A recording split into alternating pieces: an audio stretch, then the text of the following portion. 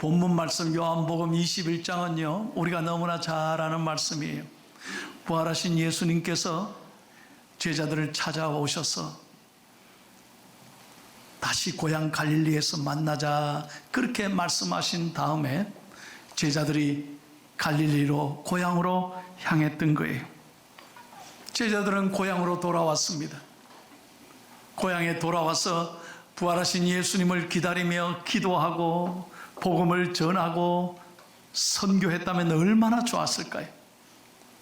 그런데 제자들은 바닷가에 고기나 잡으러 가자. 그래서 제자들이 몽땅 다 바닷가로 고기를 잡으러 갔다는 거예요. 어떻게 됐습니까? 고기를 많이 잡았어요? 아니에요. 오늘 성경에 보니 밤새도록 고기를 잡은데 한 마리도 못 잡은 거예요. 실패한 거예요. 허탕친 거예요. 바로 그때 부활하신 예수님께서 나타나서 그들을 축복하고 위로한 말씀이 오늘 본문의 내용입니다. 사랑하는 성도 여러분, 저는 오늘 본문 말씀을 묵상하면서 매우 중요한 하나님의 음성을 듣습니다. 왜 그들이 실패했을까? 적어도 그들은요, 제자들은 고기 잡는데 선수입니다. 평생을 바닷가에 살았습니다. 그런데 왜 한 마리도 못 잡았을까? 세 가지 이유가 있다는 거예요. 첫 번째는 과거로 돌아갔기 때문입니다. 본래 베드로를 비롯한 제자들은 모두 갈릴리 출신으로 어부였습니다. 고기 잡는 데 능통했습니다. 예수님은 그래서 그들을 사람 나는 어부로 부르셨습니다. 세계 선교에 큰 사명을 주셨습니다. 그런데 예수님의 십자가를 경험하고 또 예수님의 말씀하신 대로 3일 만에 부활하시는 엄청난 기적을 체험했음에도 그들은 과거로 돌아갔다는 거예요. 다시 말씀드리지만 그들이 부활하신 예수님을 복음을 전하고 기도하고 그들이 하나님 앞에 사모했다면 역사는 달라졌을 것입니다. 그런데 베드로가 그러는 거예요. 야, 우리 고기나 잡으러 가자. 과거로 돌아갔다는 거예요. 사랑하는 여러분 이 말씀에 우리가 첫 번째로 우리 자신을 돌아봐야 합니다. 여러분, 우리 신앙생활은요 날마다 성장하고 자라가야 하는 것입니다. 믿으시면 아멘 하세요. 여러분, 어리석은 사람은 꼭 옛날 자랑을 해요. 옛날에는 열심히 목사님 저 기도했습니다. 새벽기도 열심히 했습니다. 열심히 제가 그때 전도도 하고 성경도 읽고 봉사했습니다. So what? 지금은 어떠냐는 거예요. 여러분, 어리석은 사람이 자꾸 옛날 걸 자랑하는 거예요. 우리 신앙은 옛날의 과거에 머물러서는 안 됩니다. 오늘이 중요한 거예요. 여러분, 오늘 하나님 앞에 내가 어떻게 신앙생활 하는가를 돌아보셔야 하는 것입니다. 그래서 우리의 신앙은 날마다 잘 자라갈 수 있기를 예수님의 이름으로 축원합니다. 특별히 여러분, 저는 여러분의 가정의 자녀들을 위해서 늘 기도합니다. 어릴 때는 교회 아빠 엄마와 함께 교회 손을 잡고 잘 나왔습니다. 그런데 대학교를 가면서 직장을 따라 타지로 출타하면서 그때부터 이상하게 주의를 빠지는 거예요. 세상에 빠지는 거예요. 옛날엔 열심히 했는데 교회를 다니지 못하고 믿음을 잃어버린 경우를 많이 봤습니다. 그래서 부모님들이 눈물로 기도하는 걸 저는 많이 들었습니다. 사랑하는 성도 여러분, 특별히 축복합니다. 여러분의 가정이, 여러분의 자녀들이 영적으로 훌륭하게 성장하고 믿음의 명문 가문을 이어가는 복된 가정이 되기를 예수님의 이름으로 축원합니다. 두 번째 이유는 뭐냐? 그들이 작당했다는 거예요. 오늘 3절에 보면 시몬 베드로가 나는 물고기 잡으러 가노라 하니 그들이 우리도 함께 가겠다. 여러분, 사람은요 사람을 잘 만나야 합니다. 친구가 얼마나 중요한지 모릅니다. 영적인 환경이 얼마나 소중한지 모릅니다. 친구 따라 강남 간다 그러잖아요. 그래서 저는 늘 기도합니다. 여러분의 자녀들이, 여러분의 가정이 믿음의 소중한 사람들, 만남의 축복이 있기를 축원합니다. 잘 만나야 됩니다. 세상 사람, 불신자를 가까이 하면 나도 모르는 새에 믿음이 식어지는 것이 얼마나 많은지 몰라요. 좋은 환경, 좋은 친구, 좋은 멘토를 만나야 돼요. 그래서 여러분, 여러분의 가정의 자녀들이 무엇보다 베프, 여러분 자녀들의 인생의 주인이신 베스트 프렌드이신 예수님을 만나고 예수님을 친구 삼아 늘 믿음 생활에 승리하는 건강한 가정, 건강한 자녀들이 되기를 무엇보다 예수님의 이름으로 축원합니다. 세 번째, 불신 때문입니다. 여러분 4절 말씀을 다 같이 읽겠습니다. 자, 영상을 보고 다 같이 시작. 날이 새어갈 때 예수께서 바닷가에 서셨으나 제자들이 예수이신 줄 알지 못하는지라. 예수님이 곁에 계셨는데 알아보지를 못했다는 거예요. 왜요? 제자들은 물고기만 생각한 거예요. 여러분, 사람이요, 욕심에 붙잡히면, 무엇인가 집착하면 예수님을 볼 수가 없어요. 여러분, 권력에 집착한 사람은 오직 권력을 위해서는 무엇이든, 여러분 어떤 방법이든 권력을 쟁취하기 위하여 욕심을 부리는 경우가 얼마나 많은지 몰라요. 돈에 집착하는 사람은 매일 생각이 돈, 그러다가 돌아버리는 거예요. 여러분, 그렇습니다. 오늘도 우리가요, 세상의 욕심에, 세상의 재미에, 내 상황의 문제에, 아픔에 집착하면 절대 설교가 귀에 안 들어옵니다. 왜? 그게 마음을 다 빼앗기니까. 그러나 오늘도 예배하면서 믿음의 눈을 열어 예수님을 바라보는 거예요. 여러분, 오늘 십자가를 바라볼 수 있기를 축복합니다. 다시 한번 십자가를 바라볼 수 있기를 축복합니다. 예수님이 나와 함께 하시는 십자가를 바라볼 때마다 우리를 죄에서 용서하시고 우리를 구원하시고 내 모든 아픔을 씻겨주시는 예수님을 믿음의 눈으로 바라볼 때 거기에 승리의 길이 있다는 거예요. 자, 오늘 본문 말씀 6절이 가장 중요한 말씀이에요. 자, 크게 읽겠습니다. 이르시되 그물을 배 오른편에 던지라. 그리하면 잡으리라 하시니 이에 던졌더니 물고기가 많아 그물을 들 수 없었더라. 아멘. 오늘 저는 이 설교를 준비하면서 일주일 내내 기도했습니다. 주여, 우리 사랑하고 존경하는 포항중앙의 성도님들의 가정 위에, 자녀들 위해 어려운 사업의 모든 일터마다 하나님이 이 말씀대로 하나님이 함께 하셔서 가득 채워지는, 다시 한번 가득 채워지는 만선의 축복이 있게 해 주시옵소서. 정말 저는 기도하고 오늘 말씀을 준비했어요. 그러면 여러분, 어떻게 해야 이 같은 놀라운 축복을 누릴 수 있을까요? 첫 번째로, 주님이 실패 현장에 오셔야 됩니다. 한번 따라합시다. 주님이 오셔야 합니다. 주님이 그 어려운 삶의 자리에 함께 계시고 오셔야 문제가 풀리는 거예요. 다시 말씀드립니다. 내 힘으로 절대 안 됩니다. 내 힘으로 안 돼요. 여러분, 건강이 내 힘으로 됩니까? 그래서 건강은 자랑할 게 아니에요. 나는 지금까지 한 번도 병원에 입원한 적 없다. 여러분, 자랑하지 말아요. 감사는 하시되 자랑하지 말아요. 정말 건강은 하나님이 주셔야 되는 거예요. 자녀들 내 힘으로 됩니까? 자녀들 내 힘으로 됩니까? 아니에요. 그래서 저는 늘 말씀드려요. 기도시키는 자식이 효자인 줄로 알고, 내가 그 자녀 때문에 기도할 수 있는 게 축복인 줄 알고, 좀 부족해도 여러분 감사하며 살아야 돼요. 오늘 보십시오.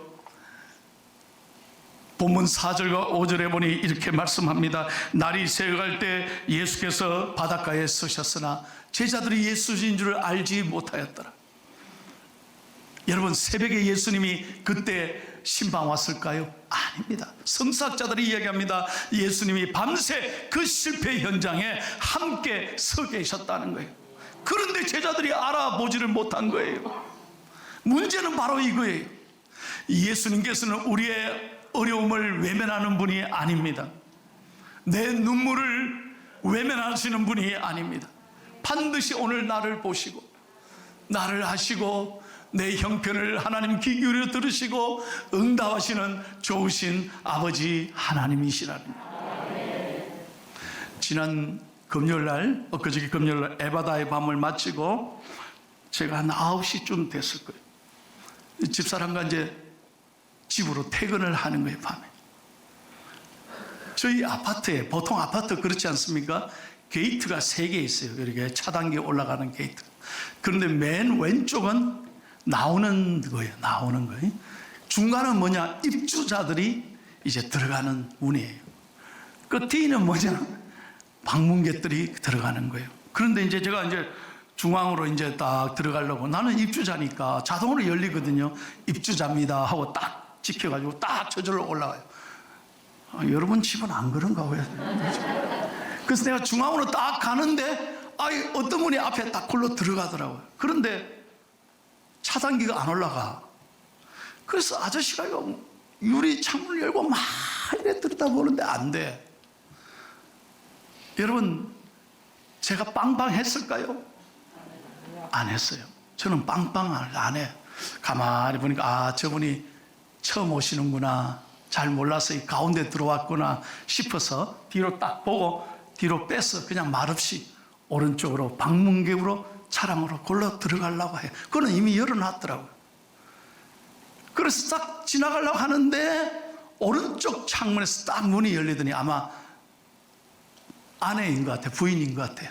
할머니 같은 분이 아저씨의, 그래서 예, 이거 왜 하면 들어가면 됩니까? 나한테 묻는 거예요.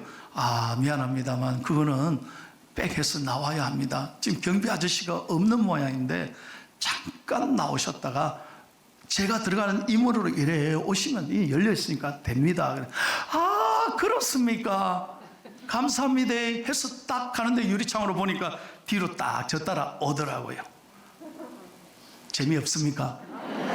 내가 무슨 얘기를 하려냐, 그때 번개같이 내 머리로 스쳐 지나가는 생각이 뭐냐?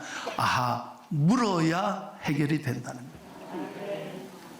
여러분, 만약에 그분들이 누군지 모르지만 계속 어떻게 문을 두드리려고 그러고 어떻게 하려고 해보세요. 뒤에 막 주민들이 들어오면 빵빵 될 건데 얼마나 당황하고 힘들겠습니까?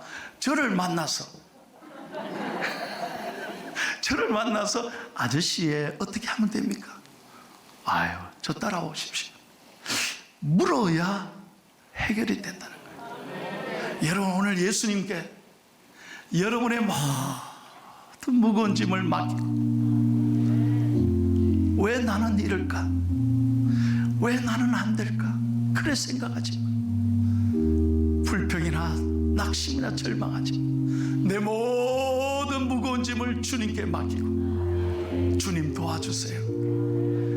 부활하시고 우리와 함께 하시는 주님을 믿음의 눈으로 바라보면 하나님께서 내 인생에 놀라운 역사를 허락하실 줄로 믿습니다.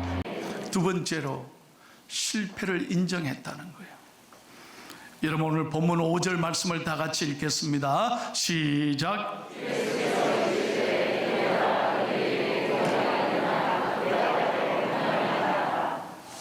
여러분, 밤새 고기를 잡고 힘들어하고 배고파 있습니다. 허탕쳤습니다. 얘들아, 고기가 있느냐? 지금 누구 약 올립니까?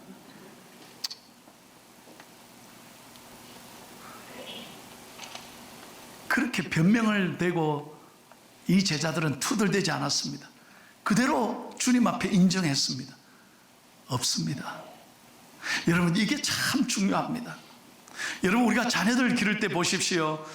우리 자녀들이 좀 실수하고 잘못해도 아빠, 엄마, 내가 잘못했어요, 미안해요, 한마디에 부모의 마음이 다 풀리지 않습니까? 안 그런겨? 아무리 부족해도, 아무리 못나도 아빠 미안해요. 엄마 미안해.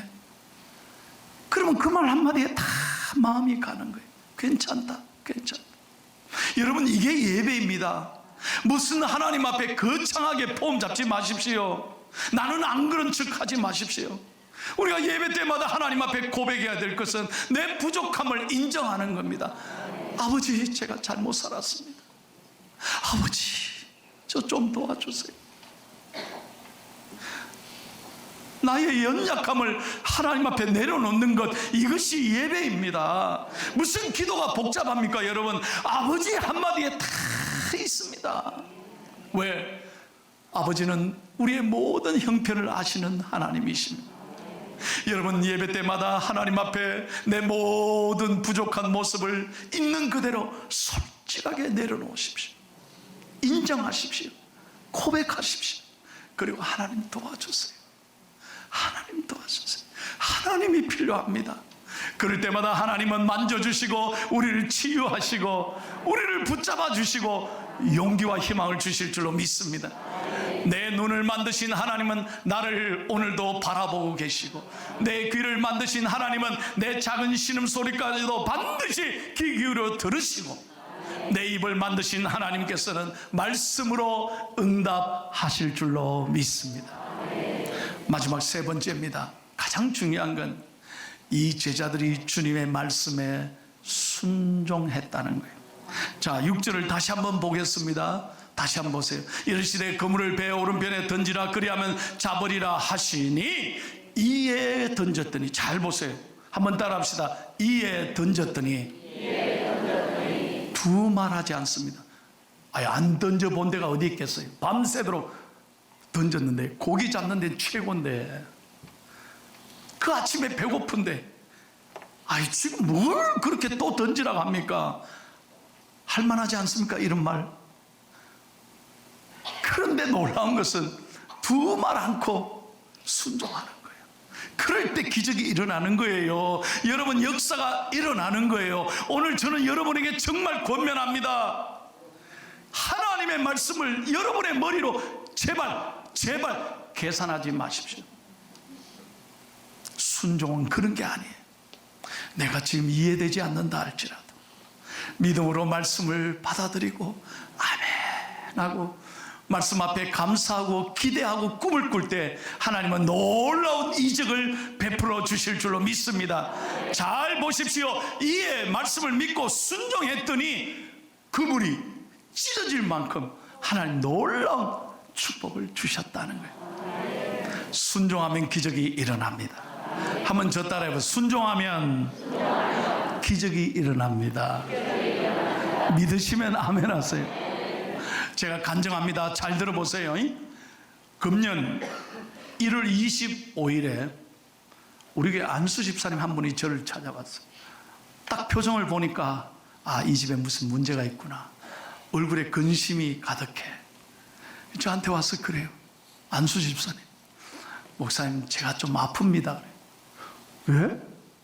왜요? 그러니까 제가 병원에 가서 좀 이상해서 진단해 보니까 위암촉이라는 거예요. 위암촉. 30년 넘게 포스코에 다니고 있는 분입니다. 지금도 포스코에 다니고 있습니다. 그래요. 그때 내 입에서 딱 나간 말이, 집사님 날 봐요. 예. 집사님 감사하세요. 예? 그래도 촉이라며 발견하게 하신 하나님께 감사하라 이 말이에요. 말기 때까지 모르는 분들, 그래서 어려움을 겪는 분이 얼마나 많은데, 그래도 발견케 하신 하나님께 집사님 순종하고 감사하세요 하니까 얼굴이 그때부터 펴지는 거 있죠. 목사님 맞습니다. 제가 감사하겠습니다. 그래요. 두 번째, 오늘부터 새벽기도 나와요. 대답해요 하니까 예 알았습니다. 그래 그 부부가요 새벽기도 나오는 거예요. 그리고 2월 달에 병원에 올라갔는데요, 열심히 우리가 기도했습니다. 그 다음 또 와서 2월 달에 해서 목사님 죄송하지만 더 기도해 주셔야 될 것 같습니다. 왜요? 병원에 갔더니 이 암이 커져 버렸대요. 원래는 간단한 시술하면 될 줄 알았는데 이 암 자리가 커져 가지고 개복 수술을, 배를 이제 열어야 된다는 거예요. 개복 수술을 해야 된다. 딱 그때 내가, 집사님 날 봐요. 또 걱정하지 말아요. 이사야서 41장 10절을 자 읽으세요. 내가 성경책 딱 펴드렸어요. 이사야서 41장 10절, 두려워 말라, 내가 너와 함께 함이니라. 놀라지 말라, 나는 너의 하나님이 됨이니라. 내가 너를 도와주리라.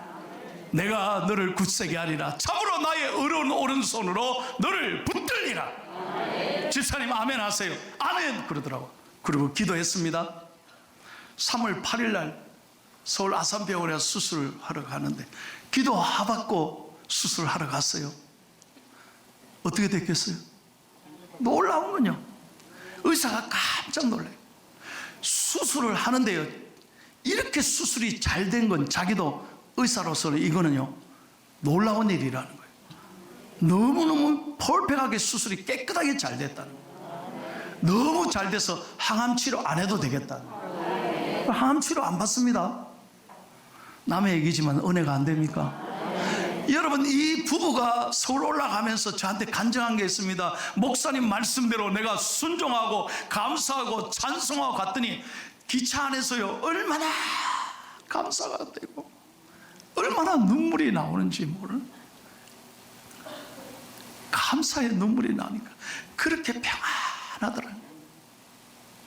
마취하는데도 너무 감사하니까요, 마취가 너무 잘 되고 하나님이 하실 것을 기대하니까 여러분 하나도 두려운 게 없대요. 그렇게 병원에 가서도 잘 자고 수술 전날에 그렇게 잘 자는 사람은 처음일 거예요. 왜? 하나님께 맡기니까, 하나님이 하실 것을 기대하니까. 여러분 크게 한번 따라해 보십시오. 하나님은 문제보다 크십니다. 하나님은 대적보다 크십니다. 하나님은 하실 수 있습니다. 믿습니까? 그렇습니다. 순종하는 사람에게 기적이 일어나는, 놀라운 역사가 일어나요. 여러분, 우리의 삶에 예기치 못하는 수많은 문제를 만날 때마다 내 힘으로 안 돼, 내 능력으로 안 돼, 사람의 힘으로 안 돼. 그때마다 여러분 포기하거나 낙심하거나 절망하지 마시고 오늘 말씀대로 우리가 주님을 모시고 우리가 정말 주님을 붙잡고 우리가 하나님 앞에 순종하고 나가면 하나님께서 우리의 삶의 선한 길을 이루어 주실 줄로 믿습니다. 오늘 이 말씀이, 요한복음 21장 이 말씀이 여러분의 신앙생활에 큰 간증거리가 될 수 있기를 예수님의 이름으로 축원합니다.